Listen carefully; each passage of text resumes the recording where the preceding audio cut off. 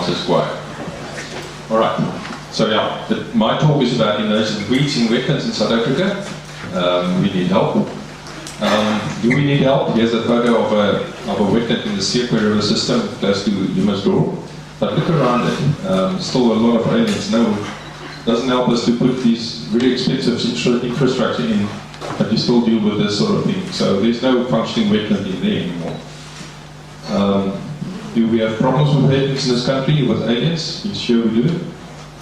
This is in the Tachikama area where plantations are creeping into the wetlands. Alright, so why the fuss about wetlands? Wetlands, because of the latest information we've got, is one of the most threatened ecosystems, or the most threatened ecosystem in South Africa. 48% of wetland ecosystem types is critically endangered. And my colours is different from your colours. And if we look at that, only 2.4% of South Africa is covered with or do have wetlands. So it's quite a small percentage. And the reason why we make such a push is because of this new ecological infrastructure buzzword that we've got. Because of all these good things, these crucial functions that wetland performs for us. If you look at that picture, the darker colours is the ones that's bad. Obviously, where there's more people, that's where the problems are. So yeah, you can see these colours relate to those colours. CR star is for critical endangered. So you can see these areas doesn't look too good when it comes to wetlands.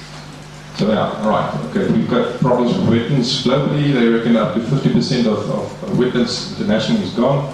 South Africa, we don't have a good figure. Different studies show different figures. The area that I'm involved with in the Western and Eastern Cape, I reckon more than 60% of all permit wetlands are already gone. And I've asked a question there, why so high in the Cortaderia kingdom, and I'll have to answer some of those questions later on. Alright, but before we can look at alien plants, and we need to understand wetlands in South Africa quite better. Probably most of you know this, but it's always good to repeat these things. South Africa's topography is very interesting. For those that don't know, we had two uplift events in the southern part of Africa.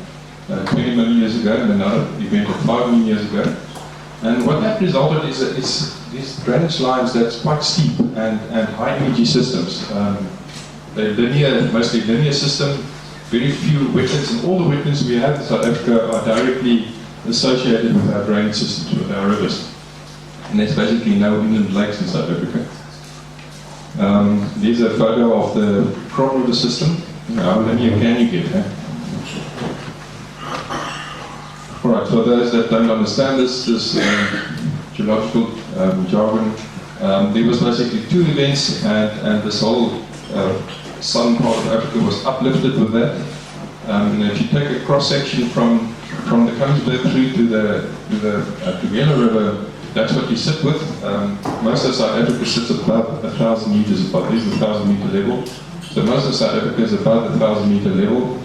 So you can reckon all the rivers draining South Africa is quite high energy systems, and with the high energy comes disturbance. With disturbance comes all the alien plants.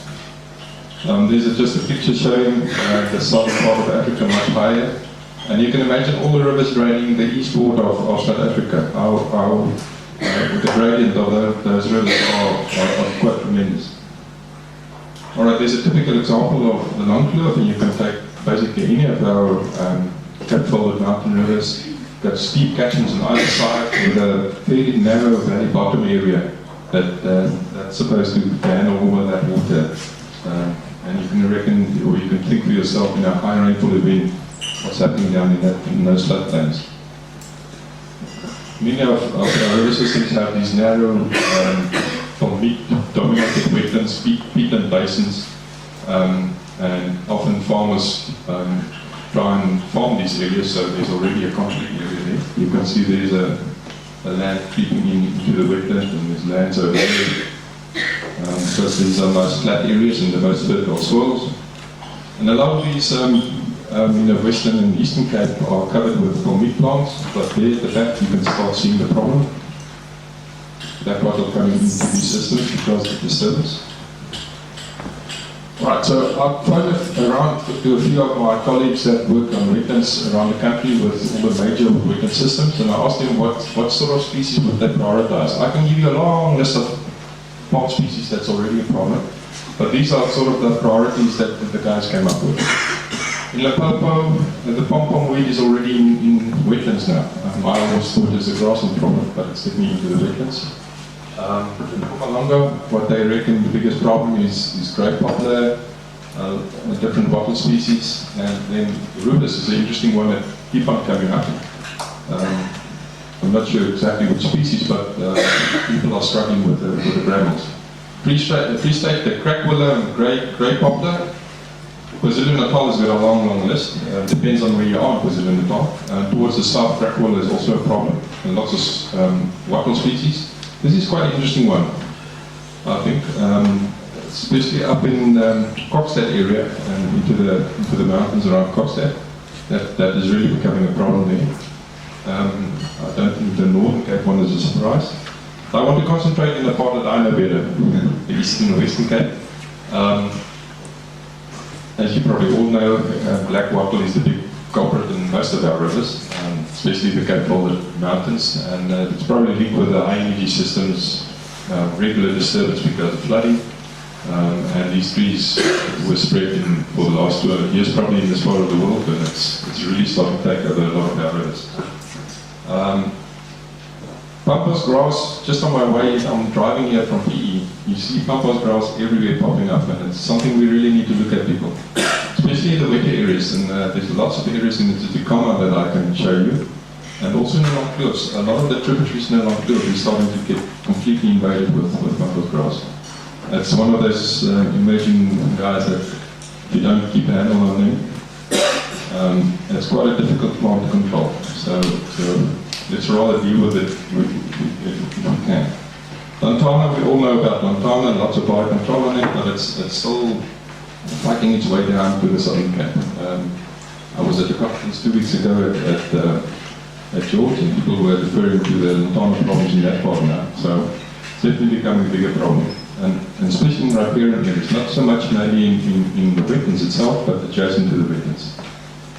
And this is the last one, the interesting one, the mother of millions in the Biocontrol River, in the floodplains. There's big clumps of this red flowering plants coming up all over the show.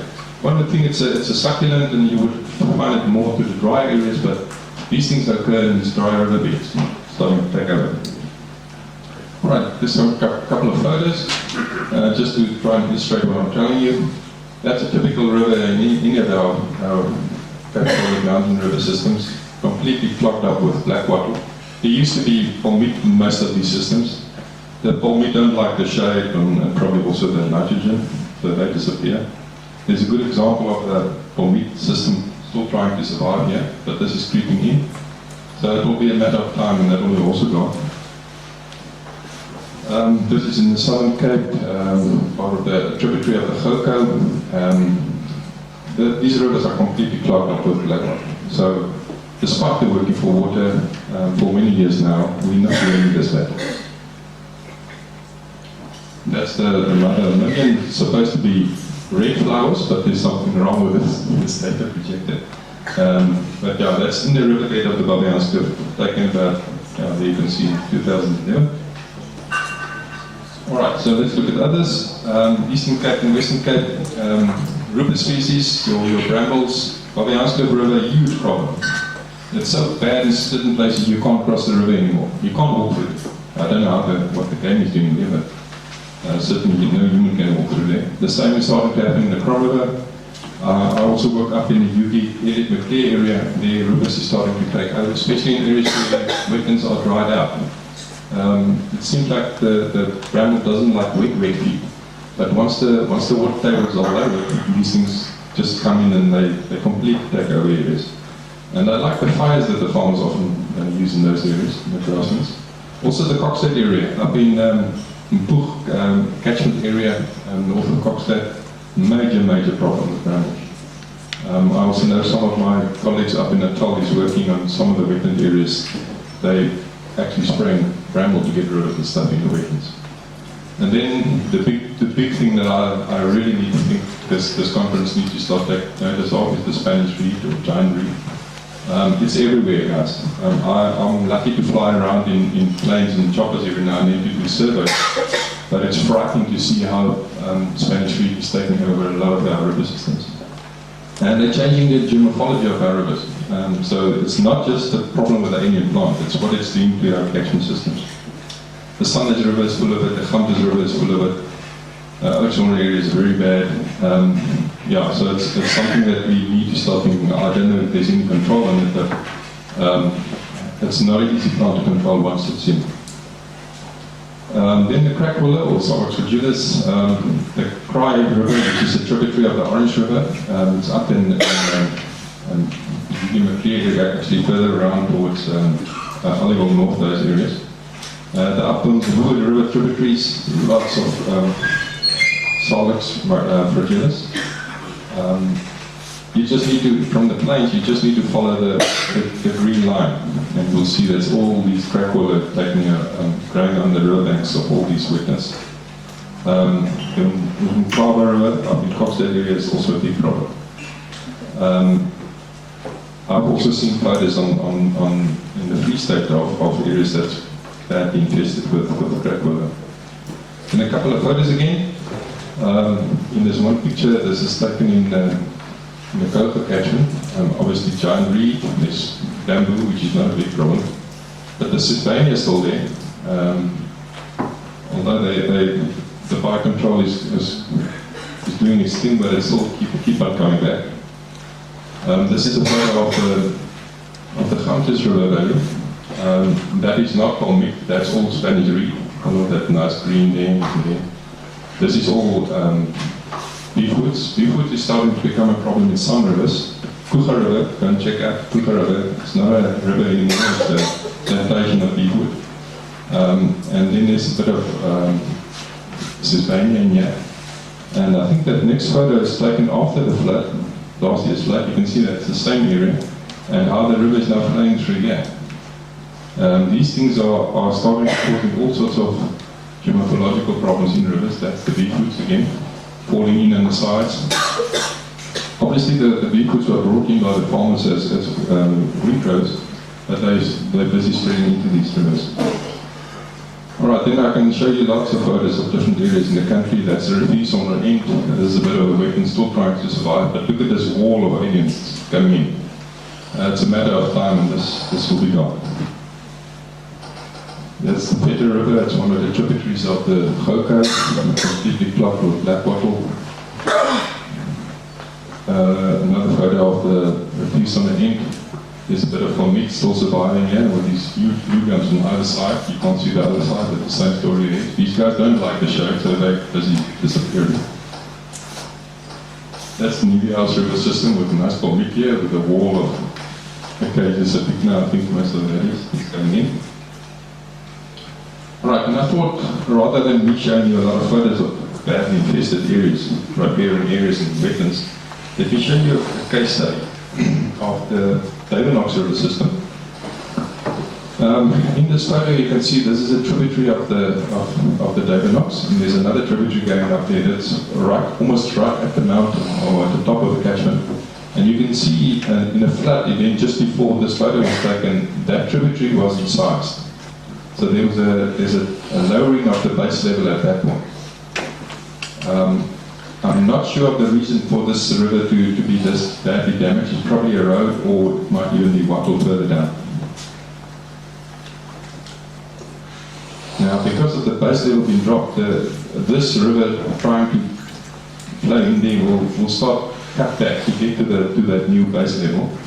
And for those that don't know what a head cut is, there's a head cut sitting there. Head cut, just a nice big one in a different tributary of the Donax, looks like this. That's the top of the Donga, migrating its way up the system.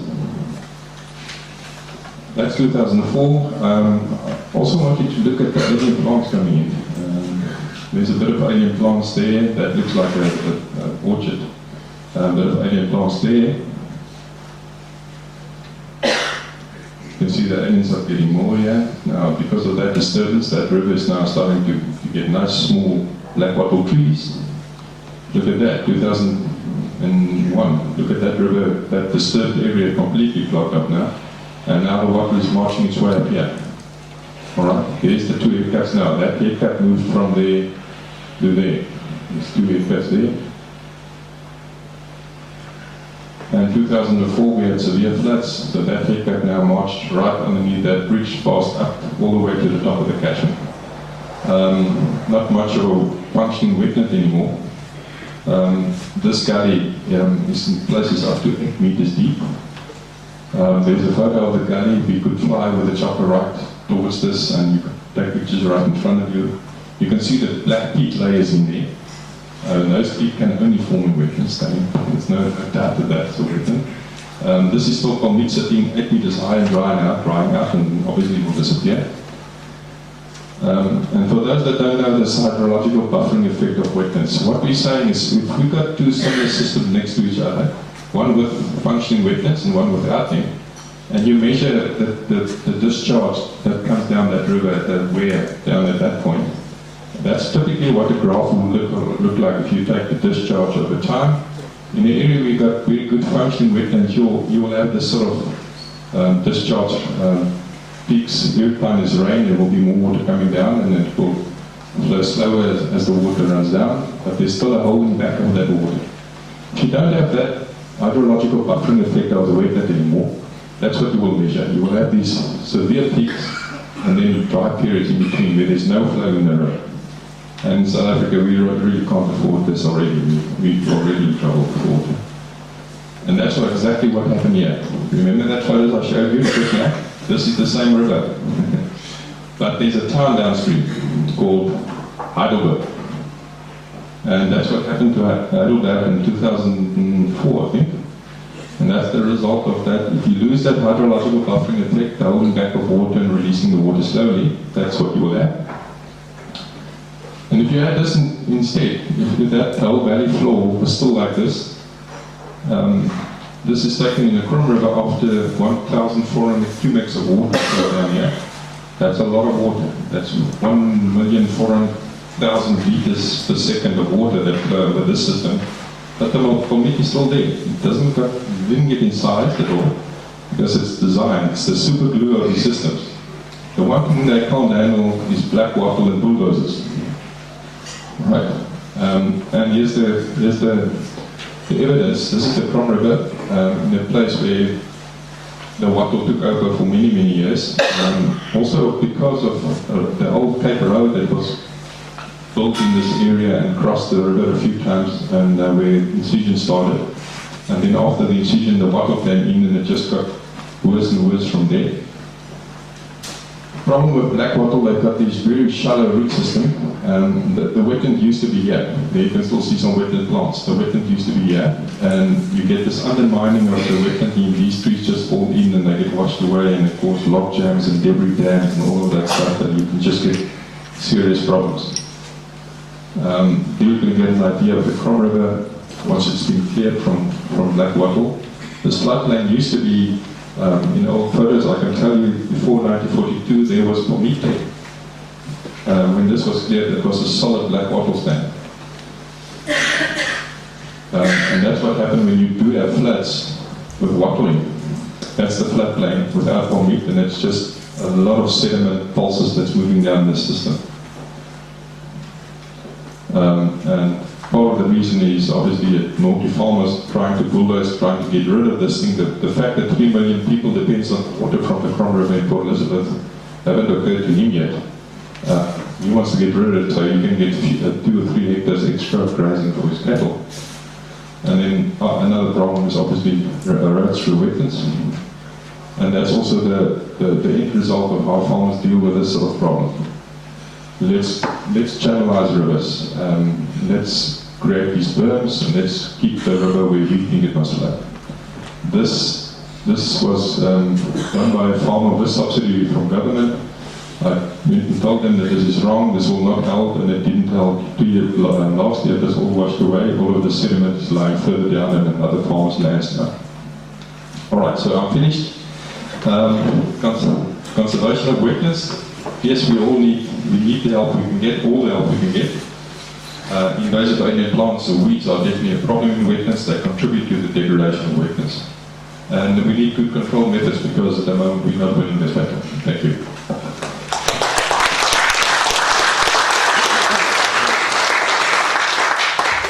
Thanks very much, Japie, and I think it just once again shows the magnitude of the problems that we have with invasive alien species getting into these ecologically sensitive and also sensitive areas in terms of ecosystems services.